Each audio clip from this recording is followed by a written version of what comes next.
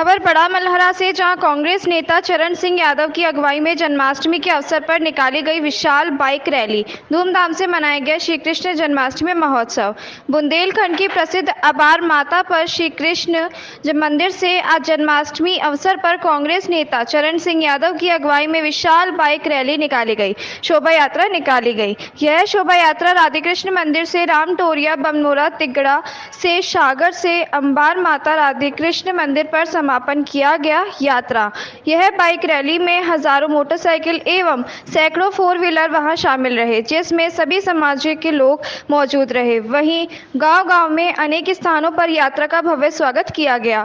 तेज बारिश के बाद भी शोभा यात्रा में बड़ी संख्या में लोग मौजूद रहे और तमाम लोग विचार कर रहे हैं कि कहीं ना कहीं विधानसभा की तैयारी नहीं, विधानसभा की तैयारी नहीं है। ये हमारी जो युवा पीढ़ी है उसकी अब तैयारी है, क्योंकि अब तलवार और तोप की लड़ाई बंद हो गई है। 2023 में जो लड़ाई है वो वोट की लड़ाई है, उसी से ये सारे युवाओं को रोजगार मिलेगा। तो यहाँ पर लोकल में ही फैक्ट्री लगा के रोजगार देना, ये जो हमारे नेता माननीय कमलनाथ जी हैं, ये उनका फैसला है, उनकी सोच है। फैसला नहीं कहेंगे, सोच है कि यहाँ का युवा सुबह घर से निकले, शाम को लौट के बूढ़े माँ बाप को दवा खिला दे और जाके नौकरी भी कराए, बच्चों को भी स्कूल छोड़ के फिर अपनी नौकरी पे चला जाए। ये सोच है।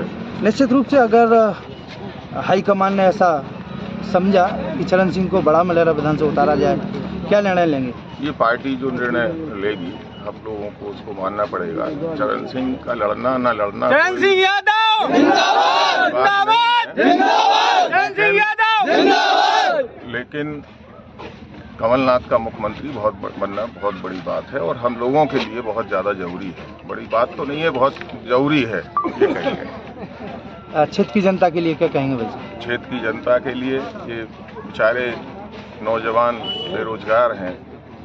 हम जो वहाँ से यात्रा में पूरे निकले, लगभग 50 किलोमीटर की यात्रा थी, तो आज भी हम देख रहे हैं घर पे खपरेल हैं।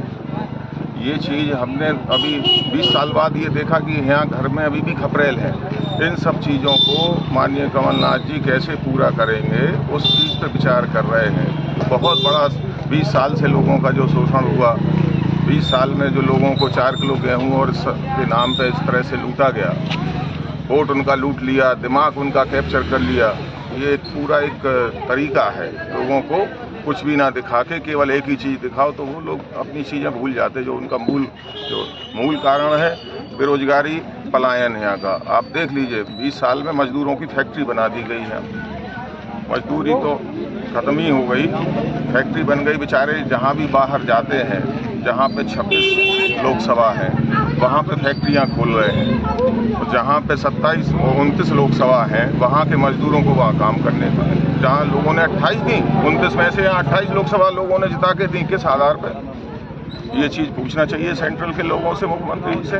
जब सरकार जाने को है तब 3 महीने पहले घोषणाएं सुबह से शाम तक, और जो जरा मुंह खोलने का काम करता है तो उस पर झूठे मुकदमे लिखाओ, इतने लिखाओ, कितने लिखाओगे?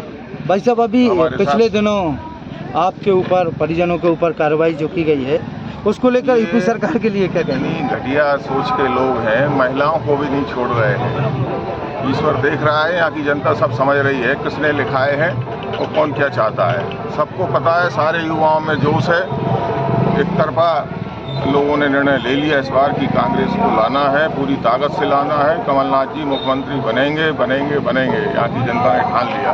धन्यवाद। खबर सातलखेड़ी से, जहां सातलखेड़ी कस्बे में बड़ी धूमधाम से मनाया गया कृष्ण जन्माष्टमी उत्सव। सातलखेड़ी कस्बे क्षेत्र में बड़ी धूमधाम से कृष्ण जन्माष्टमी उत्सव मनाया गया, जिसमें मुख्य अतिथि सरपंच पति मुकेश गोठवाल, जनप्रतिनिधि नयन अखंड, उप सरपंच योगेश सेठी, राकेश वर्मा, राकेश ठेकेदार, दीपक मेहरा, शिवदयाल शर्मा, लेखराज भाटिया रहे। और युवा शक्ति ग्रुप के सदस्य अजय वाडिया ने बताया कि हर वर्ष की भांति इस वर्ष भी जन्माष्टमी के पूर्व संध्या पर हम कृष्ण जन्माष्टमी का कार्यक्रम करते हैं, जिसमें हम राधा कृष्ण की झांकी बनाकर मटकी फोड़ कार्यक्रम का आयोजन करते हैं, जिसमें बढ़ चढ़कर ग्रामवासी भाग लेते हैं। इस वक्त की बड़ी खबर, जहां पूर्व जिला पंचायत सदस्य 96 के प्रयास से मिली पीपा पुल की सौगात। मिर्जापुर जनपद के विकासखंड 96 के गौरा, परमानपुर, पूर्वा और सेमराध नाथ के बीच गंगा नदी पर प्लांटून पुल और पीपा पुल निर्माण की स्वीकृति मिलने से क्षेत्र में हर्ष और चर्चा का विषय बना हुआ है। मजे की बात तो यह है कि निवर्तमान जिला पंचायत सदस्य राजेश नारायण तिवारी गैपुरा ने 15 मार्च 2021 को शासन से पीपा पुल निर्माण की मांग किए थे और उसी पत्र और पत्रांक 1148 के आधार पर 6 सितंबर 2023 को 1 करोड़ 90 लाख की लागत से पीपा पुल बनाने की स्वीकृति भी मिल गई। लेकिन यह जानकारी अब अन्य जनप्रतिनिधि को मिली तो अपने आप को श्रेय बताने लगे।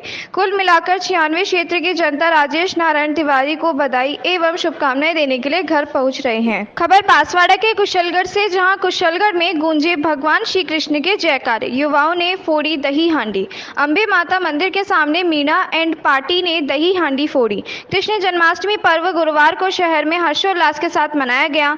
जगह जगह पर भगवान कृष्ण के जीवन का दर्शन करवाती झांकियां बनाई गई, वो आकर्षण का केंद्र रही। युवाओं की टोलियां हाथी घोड़ा पालकी जय कन्हैया लाल की जयकारे के साथ अंबे माता मंदिर पहुंचने पर दही हांडी फोड़ी। नई आबादी, त्रिवेदी मार्ग, सरदार पटेल मार्ग, नर्मदेश्वर महादेव मंदिर सहित कई जगह पर दही हांडी फोड़ी। यहां भी जोश मीणा एंड पार्टी की युवाओं की टोली ने दूसरे प्रयास में दही हांडी फोड़ी।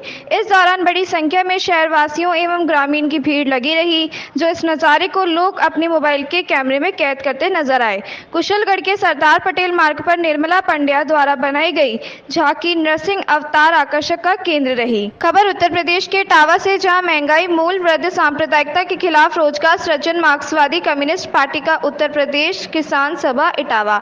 महंगाई पर प्रभावी रोक लगाई जाए, सभी खाद्य पदार्थों पर जीएसटी हटाई जाए, पेट्रोल डीजल रसोई गैस पर केंद्रीय उत्पाद शुल्क और राज्य शुल्क में कटौती की जाए, खाद बीज दवाइयां बस्ती की जाए, केंद्र युवराज सरकार के सभी विभागों में रिक्त पदों को शीघ्र भरा जाए, संविदा आउटसोर्सिंग कर्मचारियों को नियमित कर सभी विभागों से ठेका तथा प्रथा समाप्त की जाए, अग्निवीर योजना रद्द कर फौज में पूर्व की भांति नियमित भर्ती की जाए, पुरानी पेंशन बहाल की जाए, सार्वजनिक क्षेत्र के उद्योगों और सेवाओं का निजीकरण बंद किया जाए, 4 श्रम संहिताओं को वापस लिया जाए, 26,000 रुपये प्रतिमाह न्यूनतम वेतन करो, मनरेगा में 200 दिन काम और 600 रुपये प्रतिदिन मजदूरी दी जाए, बिजली संशोधन बिल 2022 वापस लिया जाए, प्रदेश सरकार 300 यूनिट घरेलू बिजली एवं सिंचाई के लिए किसानों को मुफ्त बिजली देने का वादा पूरा करें, निजी नलकूपों पर मीटर लगाना बंद करें, स्वामीनाथन आयोग की सिफारिश के अनुसार सभी फसलों की लागत से 1.5 गुना मूल्य पर खरीद की गारंटी का कानून बनाया जाए